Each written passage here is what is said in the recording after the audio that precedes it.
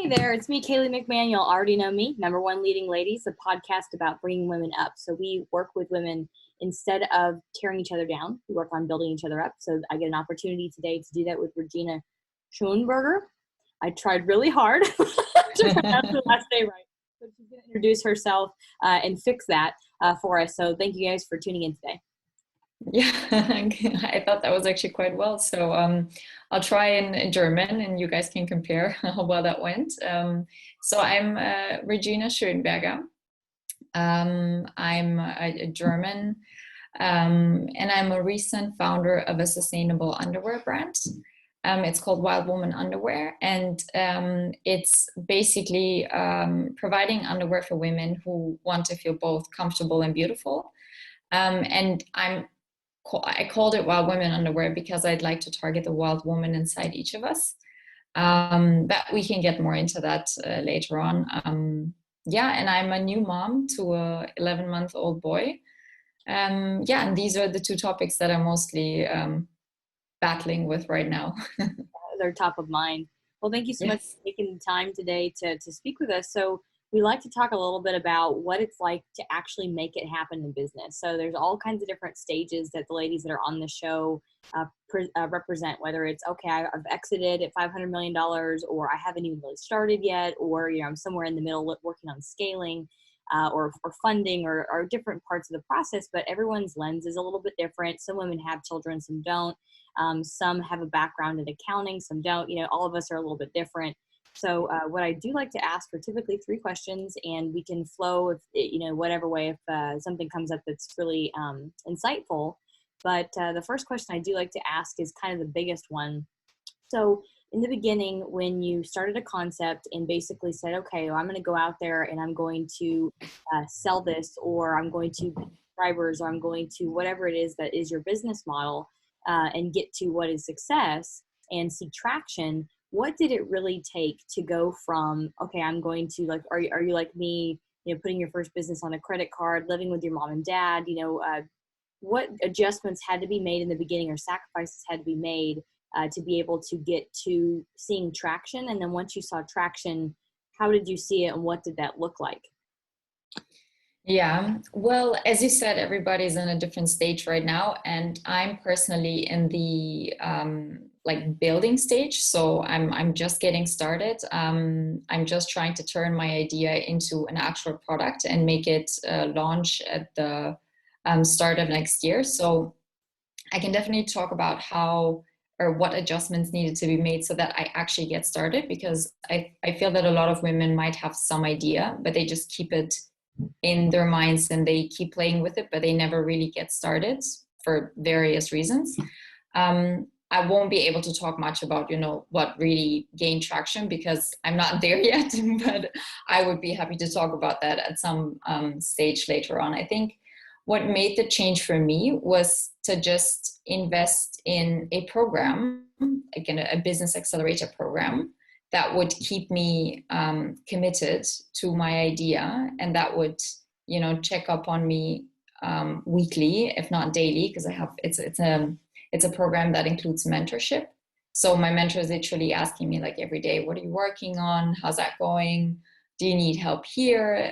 Is there something to discuss there? And I feel like that's something that I had never considered for myself, because I wouldn't really consider investing in like quite an amount for a program that's supposed to help me get my business started. But once I decided to do so, I actually managed to achieve much more than I had in 2.5 years of contemplating whether or not I should do that, doing some research here and there. And now, within 3 months, I'm much further ahead and already starting and going into product development. And I feel like that was something that really changed the game for me. That was a big adjustment. Now, if that was a large amount that it was paid up front, were there adjustments in your life that you had to make to be able to come up with that? Or, if it was sticker shock at first, okay, how am I going to come back? Or is there a way to negotiate something I can afford, or sometimes I make things into payments. I'll negotiate okay, I can't do that lump sum now, but I can do this. How did you do that? Yeah. Well, so what this program did offer were monthly installments. It had a bigger discount though if you paid up front, and I was able to pay up front because I wasn't really struggling with like being able to afford to get started. I was just struggling with like my thoughts and I guess the voices inside your head that keep you back instead of just getting started. So I didn't have to do an adjustment there, but I think what had to be a big adjustment on my side was the scheduling aspect of being a young mom and like trying to start a business at the same time. So that was something I had to align with my husband because, you know, he also has his job and his plans, and we needed to sort of change our daily rhythm to make sure that I have enough time to dedicate to my business. And I think that's really important to have that conversation and, you know, make a plan where you know for sure, I don't know, from 9 to 12 or whenever is my time to work on my business. And sure, you need to stay flexible, but at the end of the day, that adjustment needs to be made. And that was also really helpful in kind of getting the ball rolling. And yeah. So get your, friends and family. You're supposed to, those people you're with all the time, especially when you have, Yes. and that's a great example of exactly how to handle it. Like you just laid it out there, a couple of hours. Let's stick with that kind of like time blocking. Okay, my time, business time, your time. So that's great advice, to be able to have, okay, enroll your spouse in what I'm doing, but how do you do it? So that was a very good outline of kind of how to do it.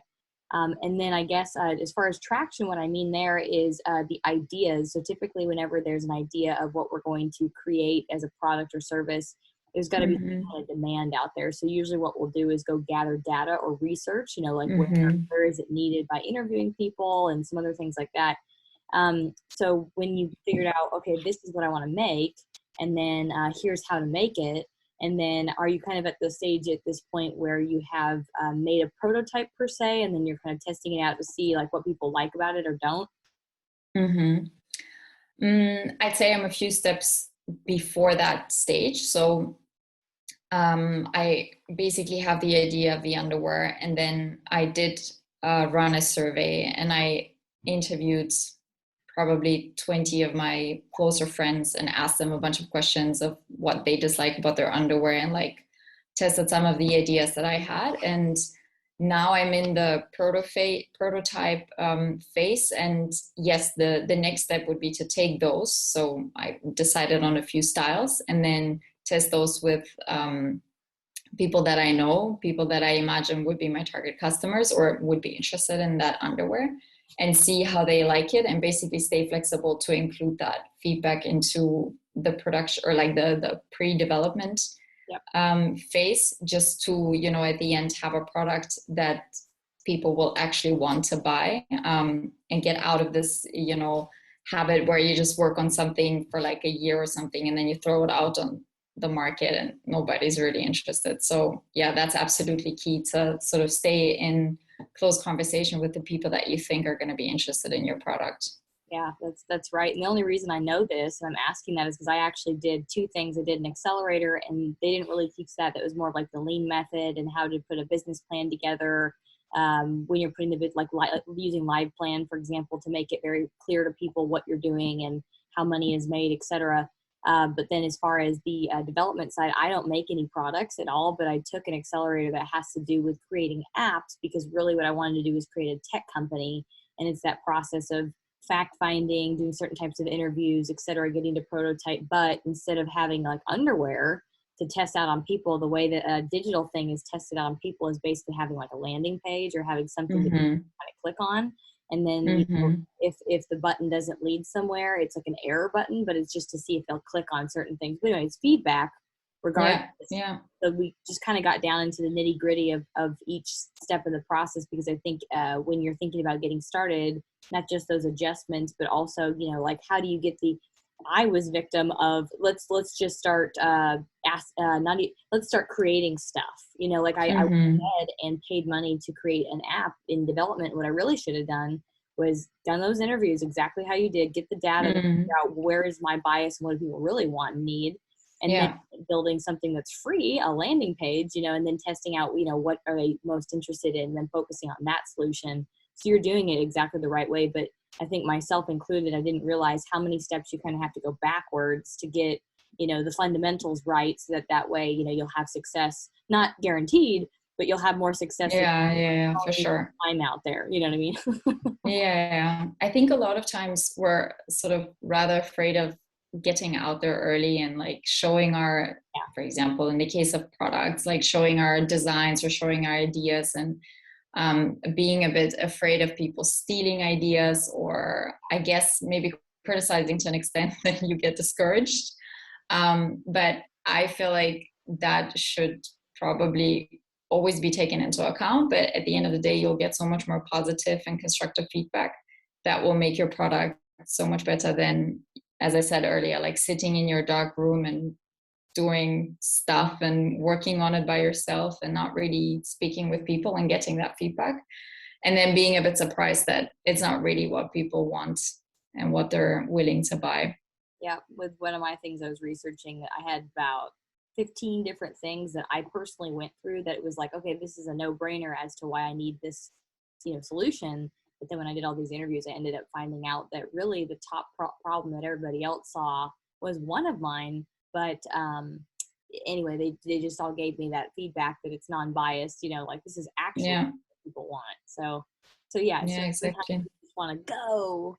But I mean, okay, if you want to go and you want your business to die, go ahead and go crazy, and then there's no award for overworked woman of the year. I got to say that. So really, like, if you want a business that's going to turn into something, it's got to be the long game in mind. So you got to just kind of set it up right. So you're totally doing it right, which is awesome. For example, for those who are interested in doing kind of more of a product development, because I don't know, you're the expert in that. One of the other things that we like to ask our guests is, what would you say so far has been, and you can answer this in whatever way you want to, what has been your biggest lesson?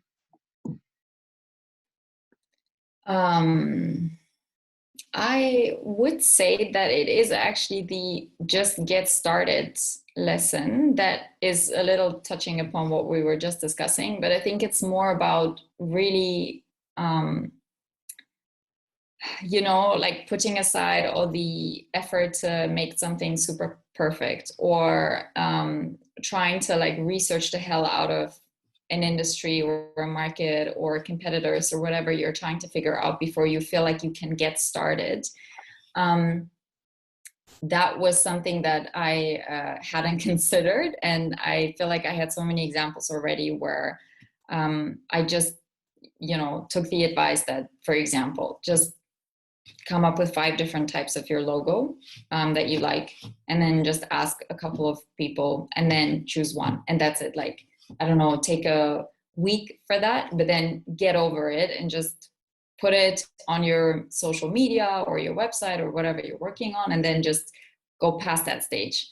And I feel like before I would go in rounds in my head and like try to figure out which colors and which font, and do I want it to be graphic, do I want it to be minimal, and it sucks up so much energy, and at the end you realize it's really not that important. And it's rather important to just to just get it out there, and to always keep in mind that you can change anything. Like, obviously you shouldn't maybe change your logo every month or so, but it surely gets you further ahead to just do whatever you can do in that moment. And it's better to just have something out there and then take it from there, and take the feedback and from your customers and everybody who's engaged in your business in any other way, and then you can adapt. But it's so much easier to just do something and then take it from there, and don't wait and like try to think it all through. Analysis paralysis. Yeah. Exactly. So that's one lesson, or like the biggest lesson that I think you've shared with us. So thank you very much. And then what would you say so far has been your biggest win? My biggest win. Let me think. So I'd probably say that, before I started this program, the way I had it laid out in my head is that I would work on this idea that I have. I would create the perfect underwear that I'm looking for. And then I'm going to tell the world like 4 weeks before I want to sell it to them. And in that business accelerator program, like the school of thought is very different. It's more about, creating your audience way before you're actually even in the process of getting your product developed. And I was quite skeptical about that, thinking, geez, who would want to like listen to me starting this business and like working on my my prototypes and like not even see the product. And then I just, trusted the process and trusted the advice, and I got my social media started.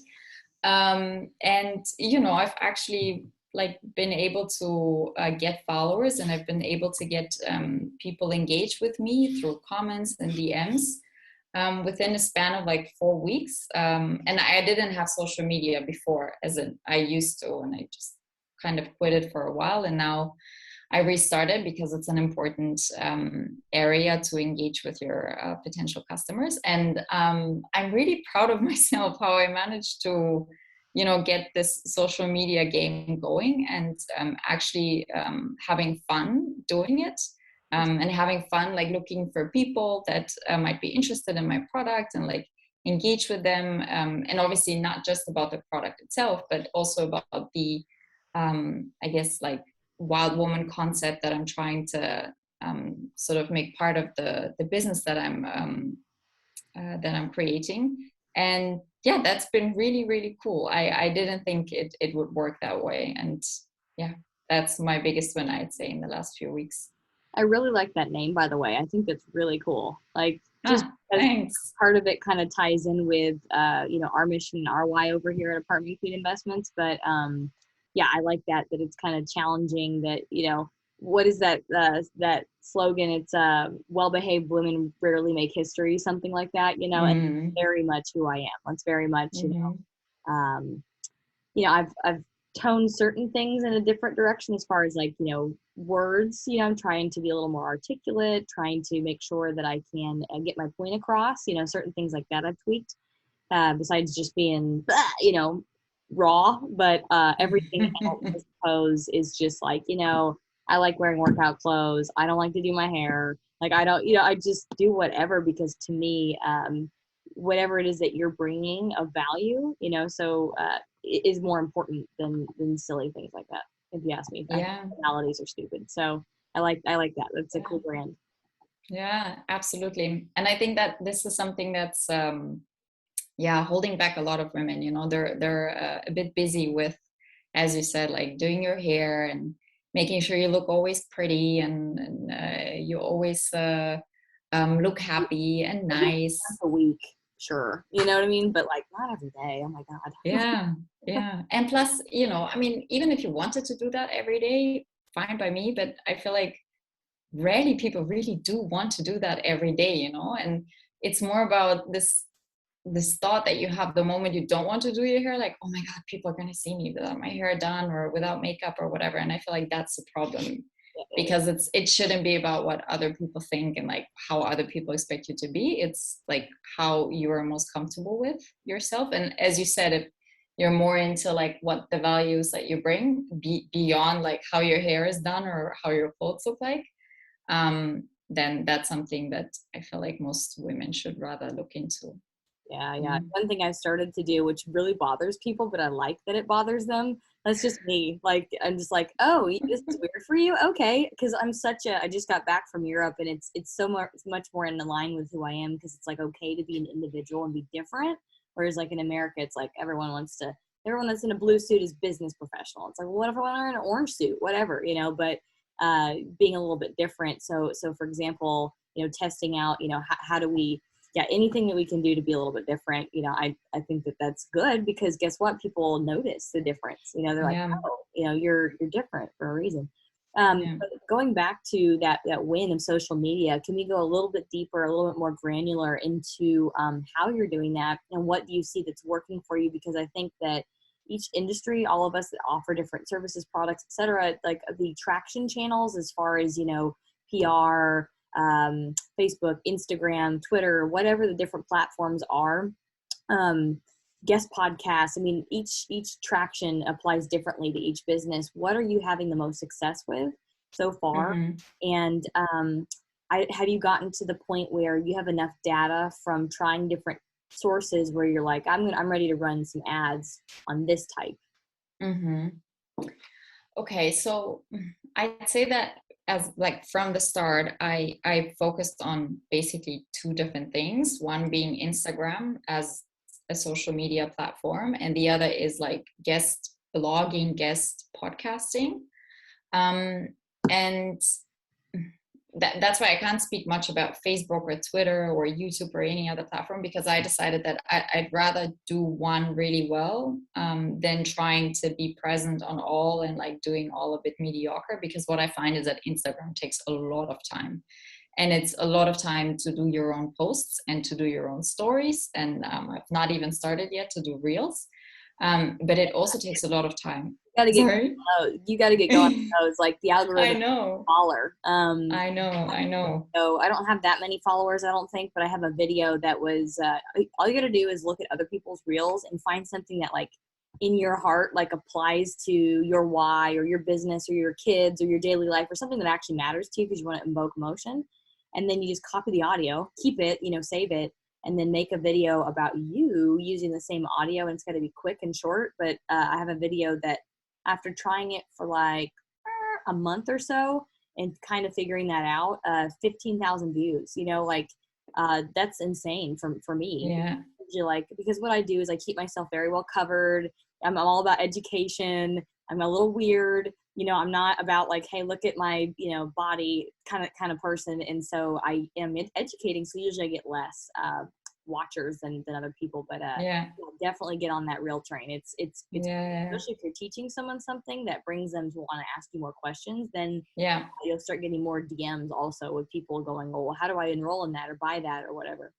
Yeah, for sure. Yeah, I mean that's why I'm also super like early in the journey. But what I do find is that it is creating engagement when you start posting about something that's not just like talking about underwear as the product, and that's what I've been getting deeper into in the last few weeks to talk about the wild woman and the spirit of the wild woman and what does that mean, and trying to engage the followers that I have so far. Again, I'm also not like, I don't have many followers yet, but I'm kind of seeing that there is much more response when I talk about what this, I guess, underwear business stands for, rather than like underwear as such. Obviously, at the end of the day, I'm selling underwear, or I'm going to be selling underwear, but that's also just the start. What I really do care is about, I guess, what women define to be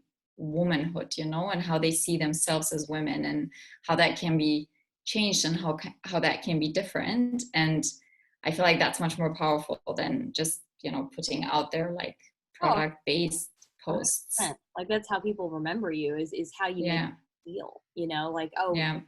like my brand, because you got to have your story, you got to have your evoking emotion, like making somebody feel a certain way. So for us, it's like, how do I make a woman feel in charge, empowered financially, and like she can handle anything that comes her way.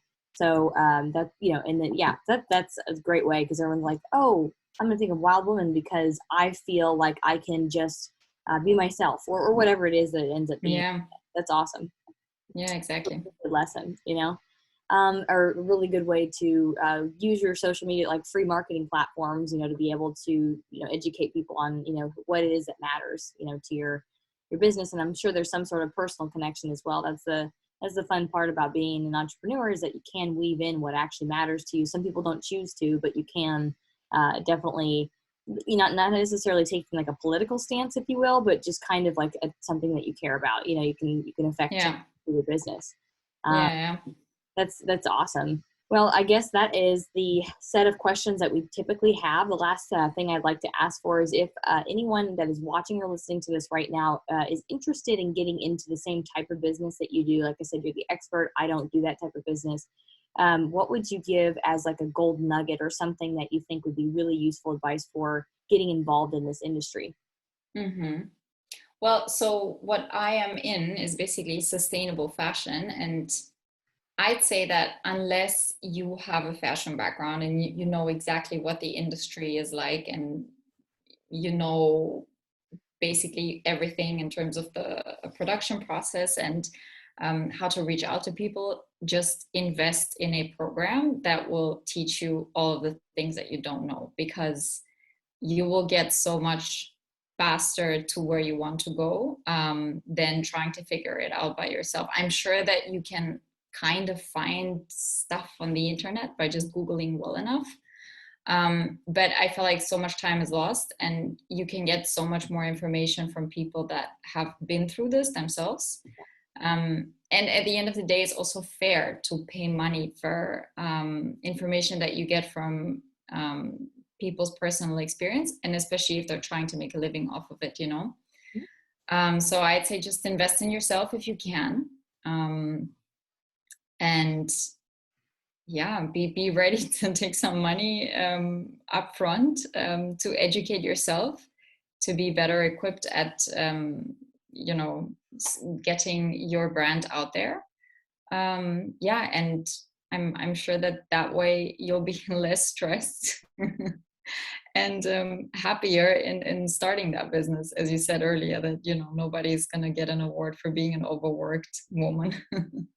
That's right. That's right. So a Yeah. big thing I think is enrolling other people in your ideas and asking for help. That's something that's taken me years Yes. to finally. Yes. Every time I run into a wall, I now, instead of going, okay, how can I scramble and figure this out? I go, okay, who can help me Yeah. go in the right direction or find the right resource, or, you know, right attorney, or the right, whatever it is, you know. That's been huge. Yeah, that's another really good piece of advice, and I'm not sure I do that very well yet, but I think it's definitely something that, yeah, will help as well down the road. Yeah, yeah. All of us women need to hear that, I think, and then hear it again, and hear it again. Here, I mean, I got beat over the head hearing that, and I was like, whatever. And then got into some really scary stuff business wise, where I was forced to have to ask for help. Where I was like, I don't know how to get out of this. Like, you know, I've made mistakes, I fix them, and then I'm still stuck. So who can help me? And so it was experienced people in my industry that I was embarrassed to even talk to and tell them all these things. But they were like, oh, Mm, I've been there. Like, I've been through that stuff. So here's how to get mm, out of it. I'm like, oh my God, this is so much better. And the book, Who Not How, if you've never read that, or if anyone that's listening has never read that, that would be mm, one that I would definitely try that early on, maybe somewhere in the middle. Also read it again, maybe, you know, read it again, because it just, that needs to be reinforced. Yeah, that you're not alone. mm. And we need each other. You know, I think our strength is particularly in each other, in other women, you know. So I reach out to Yeah, women as much as possible. Well, Regina, thank you so much for being on here today. Audience, thank you so yeah. much for listening, watching, reading, depending on what format you're seeing this in later. And we look forward to having you get more involved with women entrepreneurs, so that you can see through our lens and understand, maybe if you're in the same situation, how you can do it, how you can also do it too.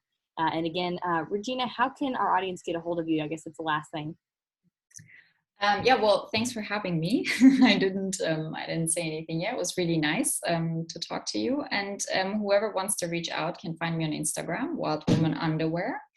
And you can also find our website, wildwomanunderwear.com.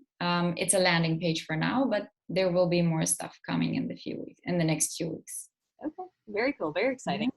I look forward to seeing that next couple of weeks. I will actually go follow you on Instagram, and if All right. anyone wants to share this episode, please do, and we'll also share it again on LinkedIn and some other places shortly here soon. Thank you so much for listening Great. today.